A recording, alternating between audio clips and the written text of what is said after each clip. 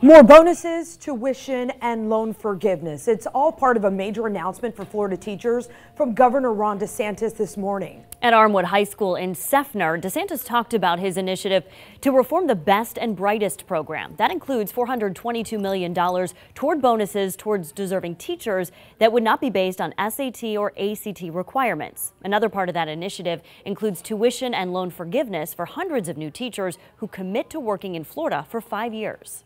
And the preference is going to be on areas of high need. And we have some areas in the state where the shortages are acute. We have underserved areas. And so basically what we're telling to folks is, if you go to college, you rack up some of this debt. If you're willing to do this and dedicate those 5 years, that we'll be able to wipe that slate clean up into a pretty significant amount of money.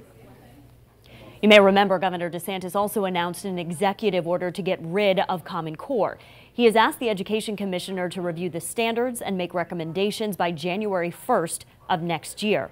The state's largest teachers union released this statement after that announcement. It reads in part, "As we look forward, the key measure of any proposal is whether it will affect the problem we are trying to solve, whether it will motivate more students to become teachers, attract more qualified applicants to our schools, and help us keep more qualified teachers in classrooms and in front of our students."